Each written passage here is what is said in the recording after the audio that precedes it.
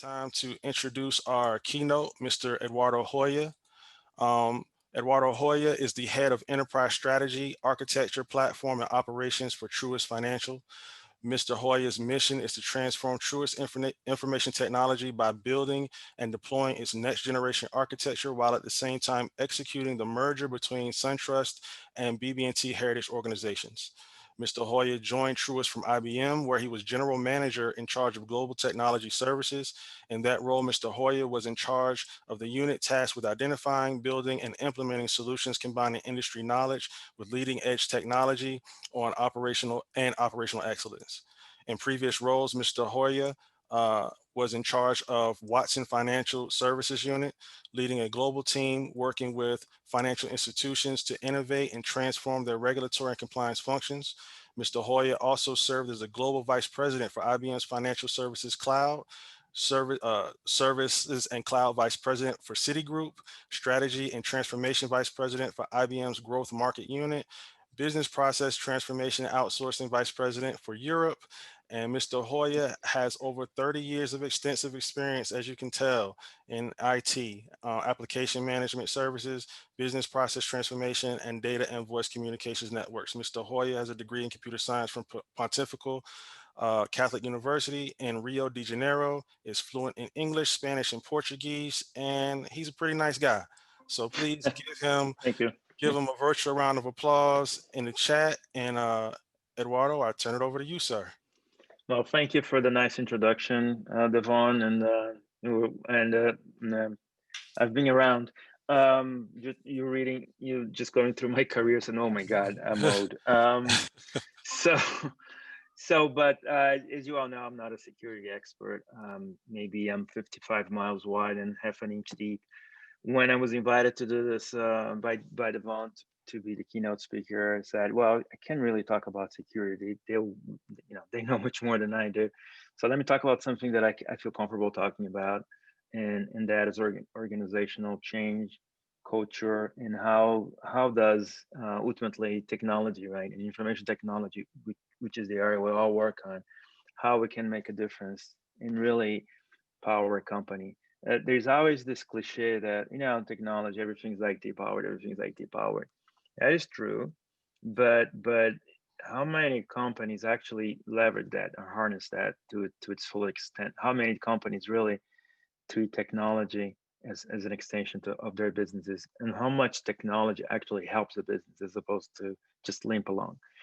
So I'm gonna start share the content here.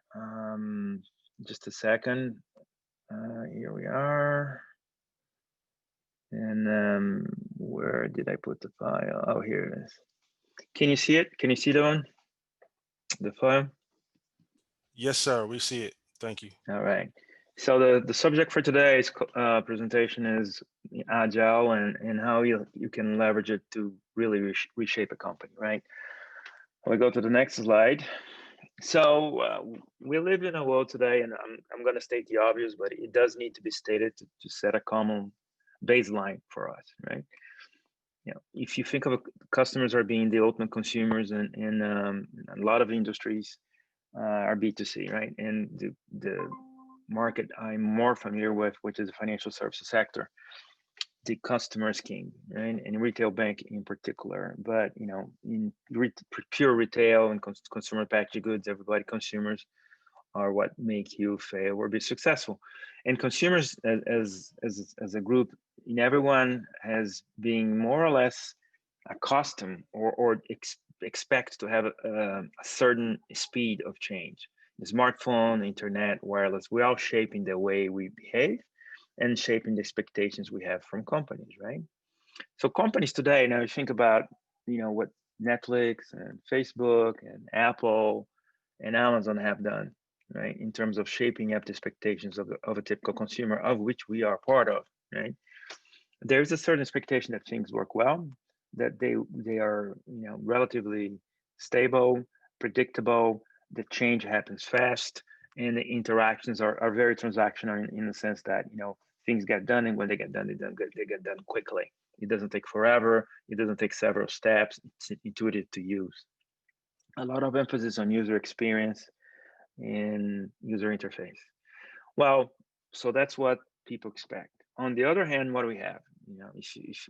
With the exceptions of the companies in the social media like Facebook and Apple, Netflix, Google, etc. Most organizations have a hierarchical command and control structure, which served them well in the past, but they do not really tap the full potential of of each employee, right? You're there, you are a cog in the machine, and the machine is predefined. What what you can do to change the machine is very little, and the machine is designed to constantly produce the same thing. It's a service, it's a product, it's really a factory. It doesn't matter if you're doing spaghetti or if you're providing consumer loans, right? It's predictable. It produces the same output, and that output does not vary much. And within those companies that are centered on command and control, IT itself is a silo. So IT provides certain services, and IT is expected to behave in a certain way, but it's not really part of the business. It support the business, but it's not really involved in the business, right? When you talk about agile culture, we need to think about agile not only as being a way to deploy code faster, because you go from having massive rollout of large pieces of code that could take, or systems could take 6 months or a year to develop. And now you're going, well, okay, I'm going to have small teams developing small pieces of code, microservices, we call them, APIs that are exposed, and then I iterate. So you have then IT restructuring itself to become agile. Now we break into squads, and now we can do stuff faster, and we can react faster to the market. But what use is that if the company itself continues to operate in a command and control? So the IT is not the one selling the products. IT is not the one conceiving the products. IT is not even in direct contact with the market, right? Between IT and the market, there's the business proper. Unless you are a software company, you know, your IT department will not be, or a hardware company in the IT space, your IT function will not be directly exposed to what customers want, right? If you're in a bank, there will be someone in charge of a product called mortgage, or there'll be someone called in charge of a product called personal loans, right? And if you can move at the speed of light, you have completely reorganized yourself.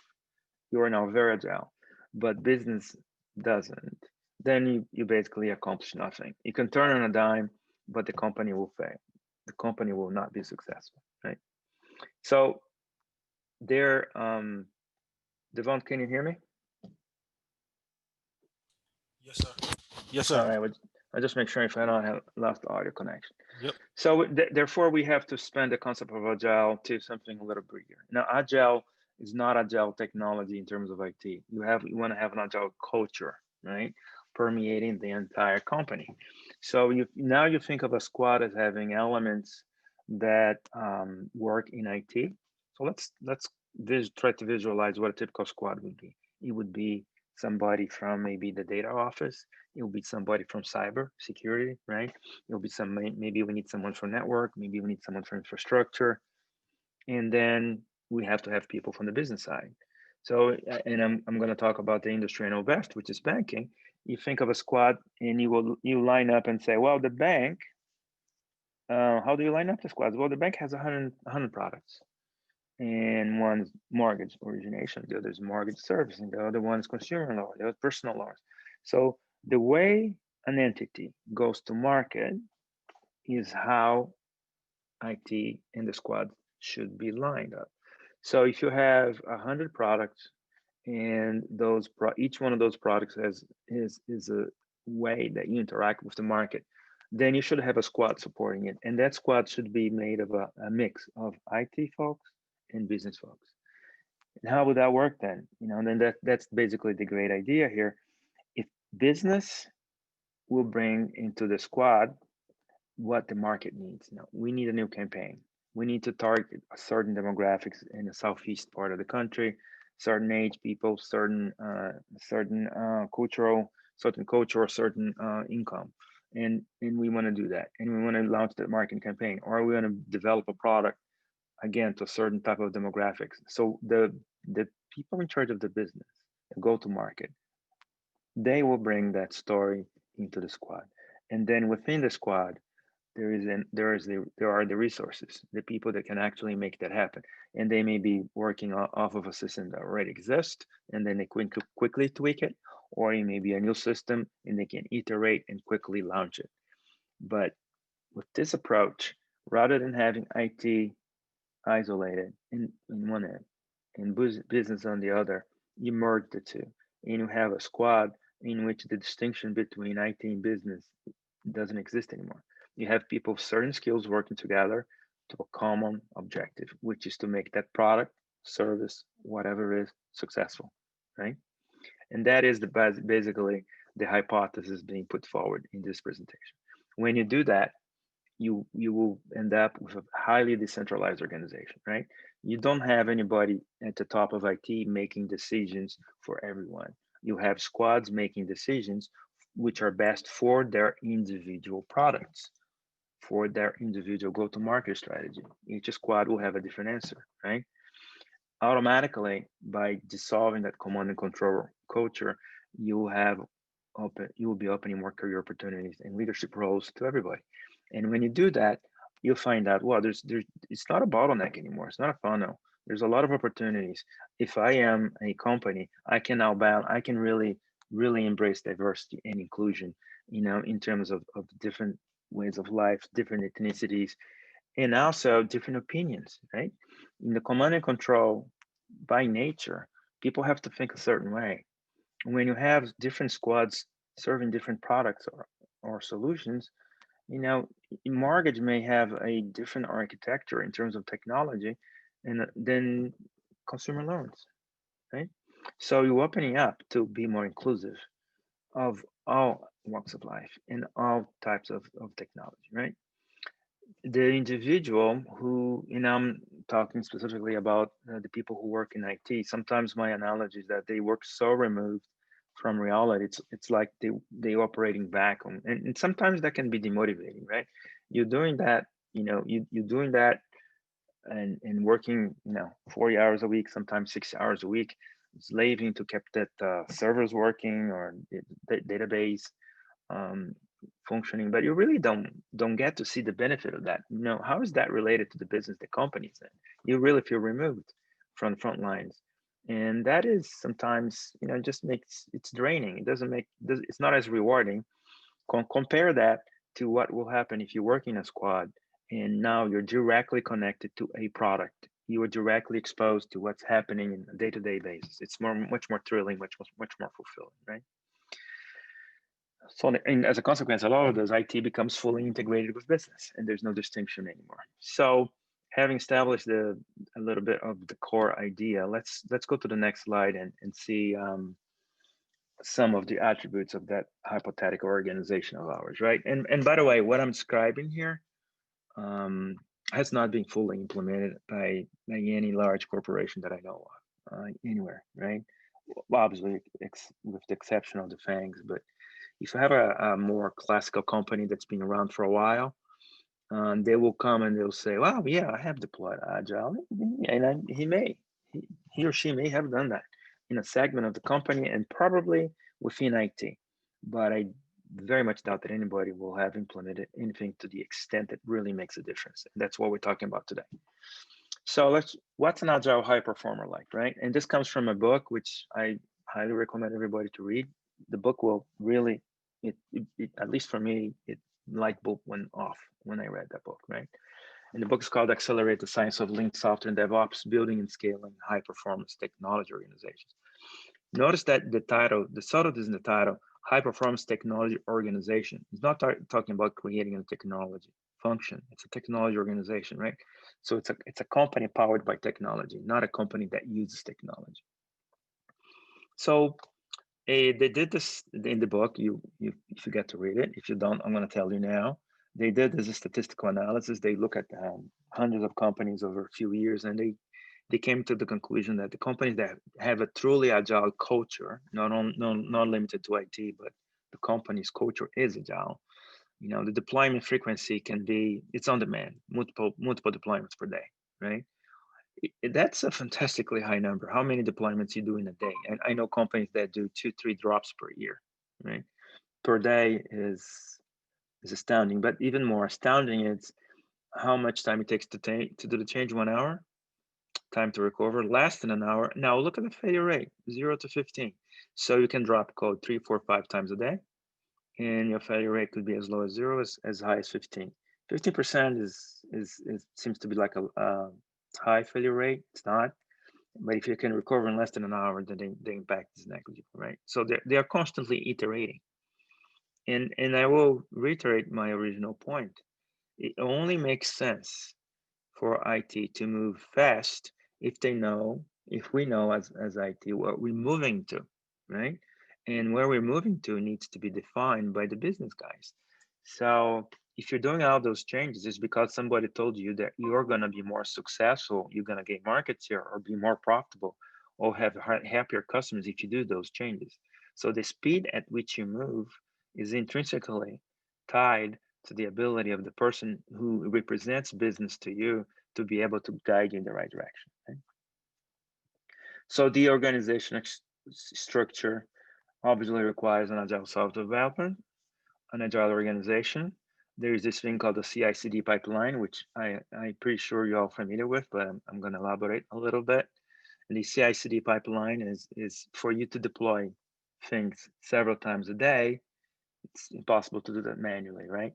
I know I know financial institutions that have 200, 300 people in release and test management, right? When you say you have 200, 300 people doing release and test management, you automatically are saying that you have a very manual process, right? Companies operating with this level of agility and nimbleness, they have a fully automated CI/CD pipeline.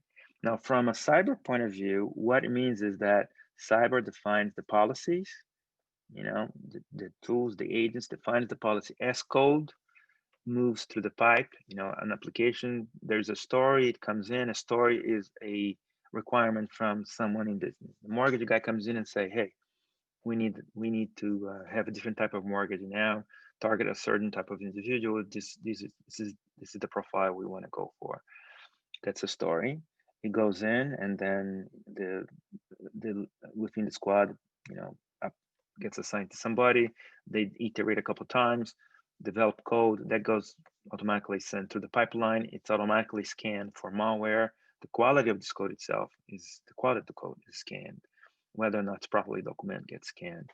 If it's got malware, it's automatically scanned. The cyber agents are automatically inserted, and it goes through all these gates in an automated manner with minimum intervention.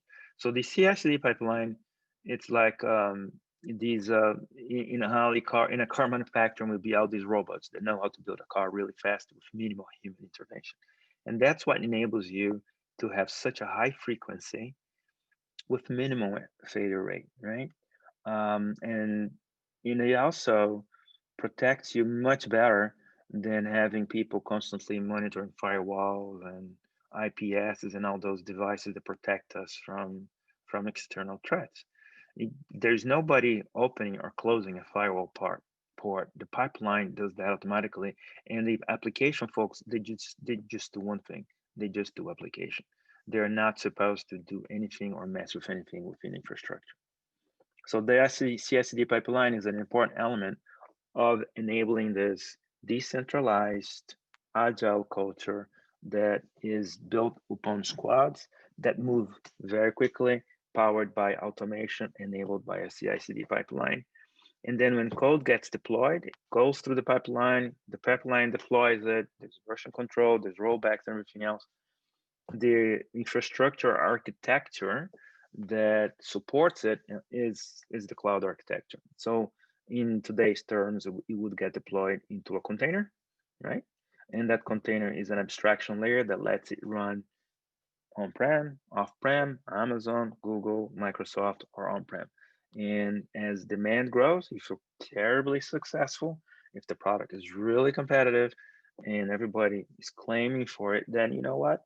The scale out capabilities of the cloud will kick in, and you will not have the orchestration will be automatic again, and you're not going to be able to manually or need to You will not need to have anyone automatically assign additional resources. The system does that automatically, right?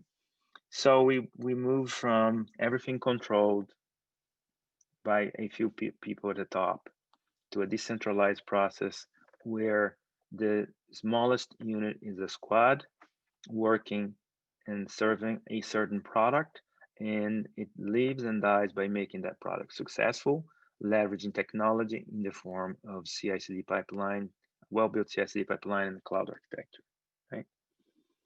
So what are the squad design points? This is another super important concept, right?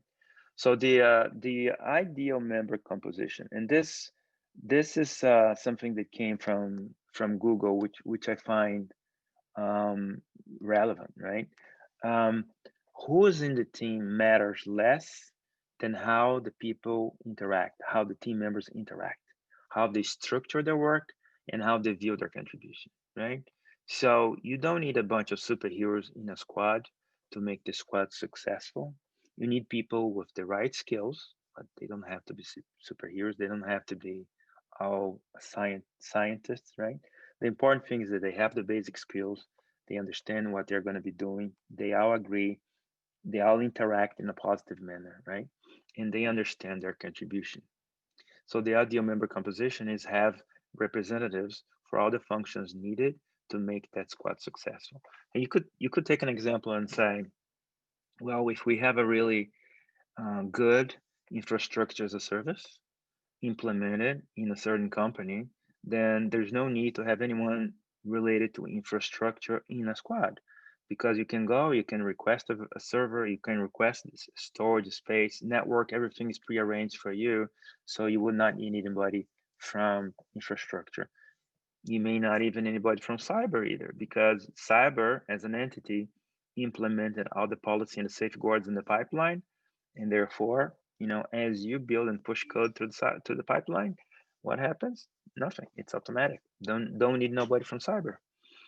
And then maybe the squad is just the app guys, maybe someone from very good from database, maybe we need a data scientist for machine learning, and et cetera, et cetera, right?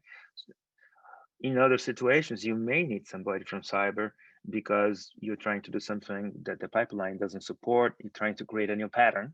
So you go to cyber and say, hey, I want to do this differently and a new pattern here. And then you have to work with cyber to build that pattern, incorporate in the CI/CD pipeline so that it becomes repetitive and you can use it over and over again. So there's no predefined rule of how many people or what kind of people should be in the squad. It will depend on the maturity of the company you're working on, and it will depend also on the needs of the product. The most important thing though is that whatever the squad is doing within the context of a CI/CD pipeline, it needs to align to the company's go-to-market. And just to go back to what I said originally, if we are a company and we have 100 products, and those are the products that we want to, major in and be successful in the market, or 50 products, you know, then each product should have its own squad, and each one should live and die by that. Which means that if I am, and let's say mortgage, let's pick up mortgage as an example. Mortgage is a product, and we want it to be successful. What would the squad look like? Well, the squad will have to have somebody inside it that provides mortgage, the understanding of the mortgage as it is in the marketplace. So let's call that as being the business person, right? He'll be there, he or she will be there, and he or she will say, well, okay, the market, our market share mortgage is this 5%. We want to grow to 8%, you know, and I believe that our product, we relative to the competitors, we have this shortcomings in terms of our mortgage product. How do we address that? So that gets discussed within the squad. They come up with a plan and they implement it. And they all get paid their incentives, and they all get paid the same way.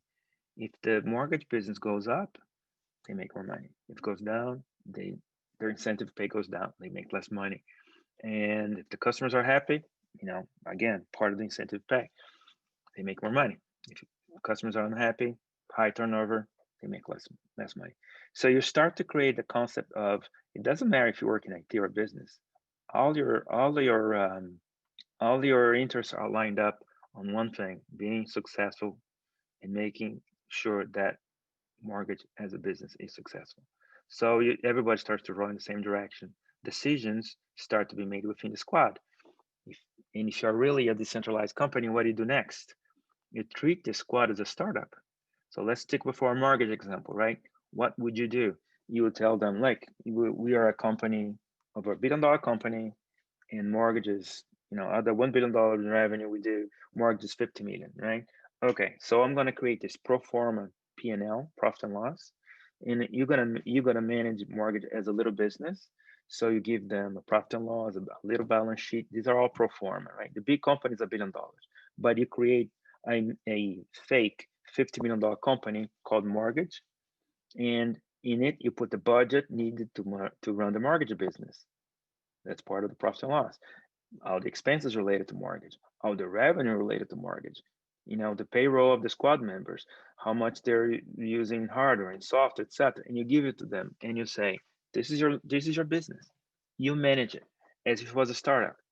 So senior management in that fictional $1 billion company turns to mortgage and say, you are like a small company. I'm going to treat you like a small company. Make your own decisions. You already are a squad. You already have all the technology. We automated the infrastructure. It's available as a service. We're giving you all the same incentives. Here is your expense. This is how much revenue you are making now. Grow the business. Oh, by the way, these are your expenses. This is your investment budget. Go and prosper, right? So you start to treat each squad in not only from a technology point of view, not only from a cultural point of view, everybody together, but if it was a small company or a startup. So when you do that, the decision process all happen now within the squad, right? So the company, the big company, that $1 billion company, now becomes similar to a private equity fund, yeah, and it has a squad in charge of mortgage business. It's a $50 million business. You may have another squad in charge of personal loans, and it's another $20 million business. It's like another small company. So each squad becomes a little company, and they move at the speed they need. Different speeds because they're different business, different needs, right? But you are now really unleashing the potential of each product to grow at its pace, at its own pace, at its own speed to meet its own market needs, right? And now there may be situations where a business is failing. Let's go back to our mortgage friends, and they had 3 years, 2 years of bad performance, and then you have a decision to make. Is it the product? Do we replace the squad because it's not doing its job? As a management team, the squad becomes a mini board. It becomes the management team of that mortgage business. You have to make a decision. Do I replace them or do we keep them? So the big company will start treating the startups, the business, start treating the squads as if each one as it was a small company. And when small companies fail, the big company needs to decide what to do, right? But that's much better than the opposite model, in which there's zero to no innovation. So let's talk about the other dimension of squads, which are guilds. So you could say, well, Eduardo, but you're gonna have, a $1 billion company has 50 products. We talk about mortgage being one, but they have 50 products. So in this hypothetical model, there will be 50 squads, right? And you're gonna have someone from cyber, let's say in 30 or those 50 squads. I mean, how does cyber even exist as an entity? I mean, you have 50 squads. In 30 of those, each one of those, there's a member, there's a cyber person, right? Do they ever talk to each other? How do you define the policy for cyber if they are inserted in the squads? Well, that's where the guilds come in, right? Everybody that works in cyber in each one of those 30 squads belongs to the cyber guild, right? So they get together there, and the guild, there would be a guild owner, that like the most senior one, and there will be career paths, training, certification, best practices. So now we have the concept of a guild. So a guild in this concept is where everybody who works in the same domain gets together, right? To discuss policies, best practices, to see, okay, I'm a junior member, I want to become senior. what are my certification steps that I need to take to get to senior? What kind of training do I need to take, right? So the guild publishes the career path for someone in cyber. The guild says from junior to senior, these are the steps you need to take. From senior to distinguished, these are the steps. The guild publishes the best practices in cyber. And the example I'm giving for cyber, it would be the same for, let's say, another guild. Let's say we had a data guild, right? So data is Oracle, DB2, physical storage. Everybody who works in data goes to the data guild.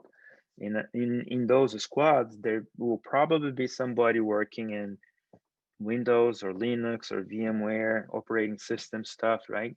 Closer to the infrastructure or Kubernetes, you know, they would probably be in a guild called compute. The point being that when you create squads, you are really immersing people in the day-to-day of a product, mortgage, for example. Once in a while, they need to step out of that day-to-day and say, okay, I've, for the last 4 weeks, I've been heads down and, working in mortgage. This is my week to go back to the guild, get trained, find out the latest, get best practices. I have 5 things here that I think I could be doing better. I'll go to the guild meeting. I'm going to meet Joe's Mo, and I have Joe. Joe is really good at these things. I'm gonna discuss it with them. And the guild would have a Slack channel where people can anytime in real time exchange ideas and share best practices and forums and everything else. So think of the guild as the almost like a center of excellence. It's more than a center of excellence because it also publishes careers and takes care of its own members. So it's more than a COE. But ultimately, it's where everybody that works in the same domain get together. When they're not working a squad, that's when they share knowledge and get better. So that's a guild. So now we have introduced the concept of agile as enabling a more decentralized, almost flat organization.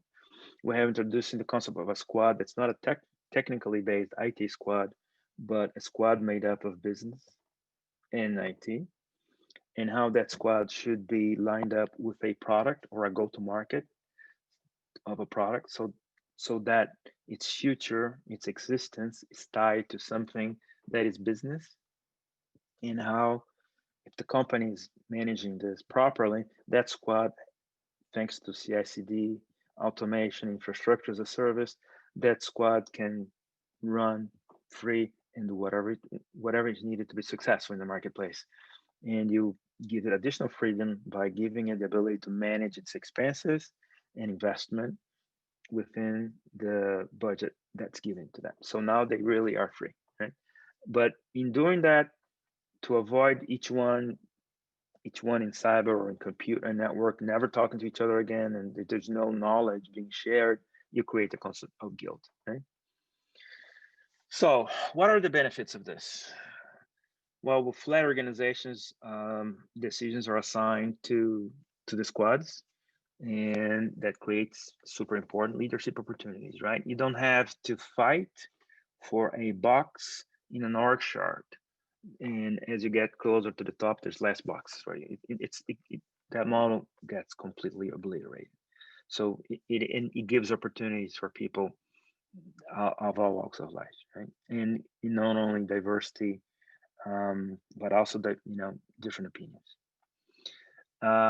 Opportunities are tied to success of the squad and the members, right? Technical careers now are not limited to, in order for me to evolve and make more money, which ultimately one of the main reasons why we work is money, right?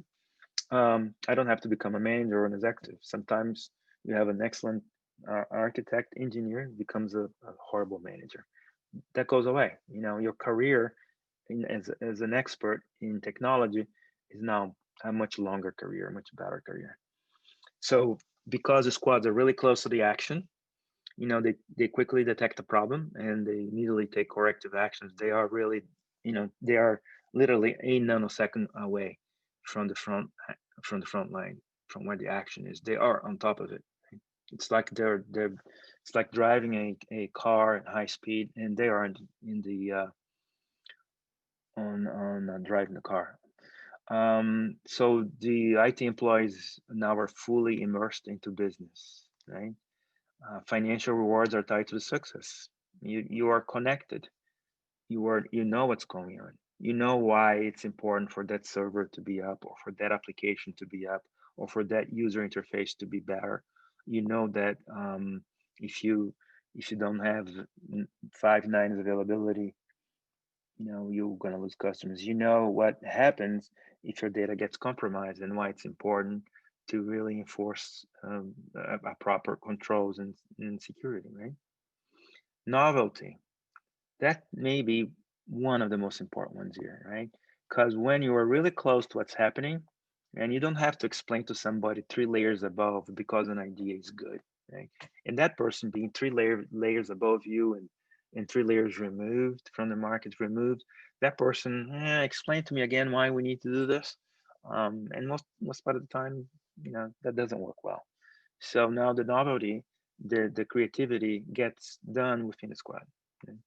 They have the power to make the decision. They detect something that can be really disruptive. They can implement it. They don't need to go to headquarters to request fund to do this, to do that. If it's within their budget, they make the decision right there on the spot. It is as if they were literally a startup or a small company.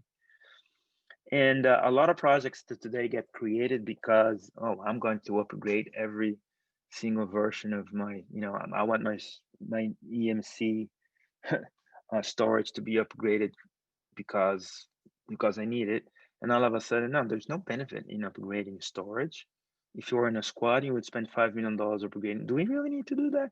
Maybe we should use the $5 million to do a marketing campaign, or maybe we should do the $5 million to build a better mobile application, right?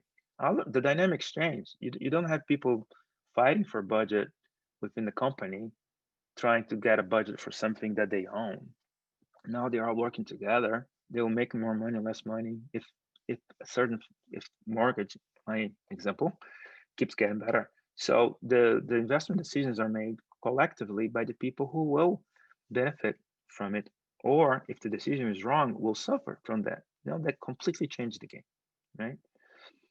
So, and I think we, Devon, have now effectively. You said I had an hour, 13 minutes to go, and there may be Q&A. So I don't know if you should stop now and open for questions and answers.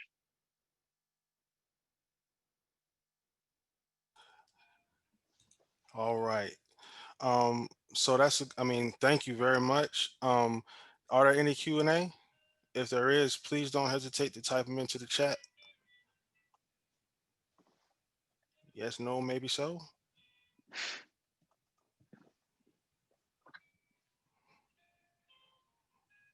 hmm I'm not seeing any questions right now, Mr. Hoya.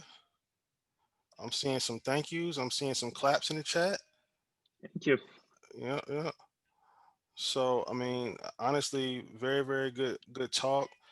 Very, very informative on transforming an organization. The guild and the squad structure is something that is very much, I think, is dynamic in the way it would transform the way people lead and build organizations. Yeah. I think it's important that people really understand what the benefits of the squads are, allowing people to get more depth in the specific area, and get closer to the business so that they know that the technologies they're putting in place align with the business needs.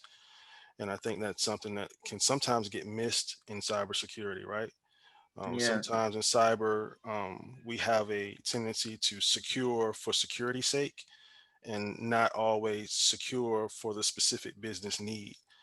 And the first, securing for security's sake, can sometimes make us go a little overboard to the detriment of the business. And so I think this is And great. Devon, if I wanna my two observations before we close.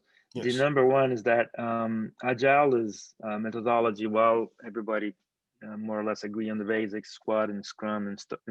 When you go above a Squad, there's the way I presented guilds today in this presentation is going to be fundamentally different from you go somewhere else, right? So uh, when you look at what a guild is in the internet, you will find the different variations of this team. So this is the concept of guild in this particular example is very specific to tie up knowledge being shared because people get isolated into squads, kind of a center of excellence, right? So that's not how you're going to see a guild definition in the internet if you go look for Spotify and others. So that's one. The other is specifically for you guys in security and cyber. The if your objective should be, and this is my now observation from being the CTO, right?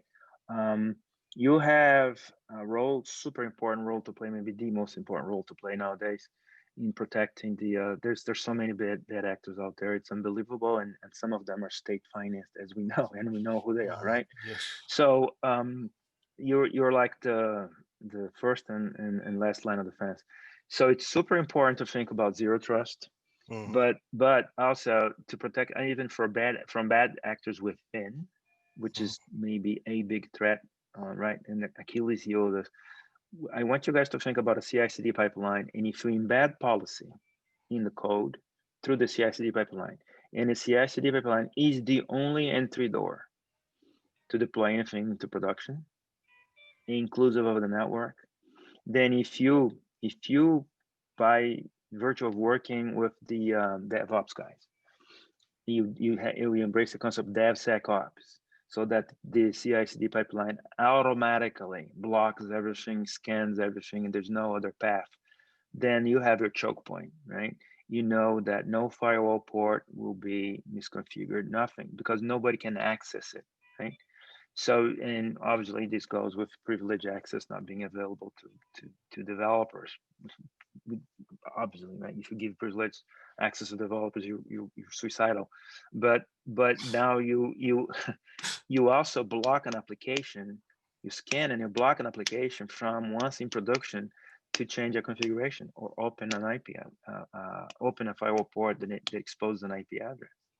So the way to reconcile need for speed, right, Hmm. which is important, with the ability to keep things under control is to invest heavily in automation and be part of this, be the integral and best part of the CI/CD pipeline. Combined, obviously, with having the right agents, um, controlling privileged access, everything else. But my point and my parting words to you is CI/CD pipeline automation will is the best tool that you have to be able to meet the need for speed while at the same time not dropping the ball in creating a more insecure security profile.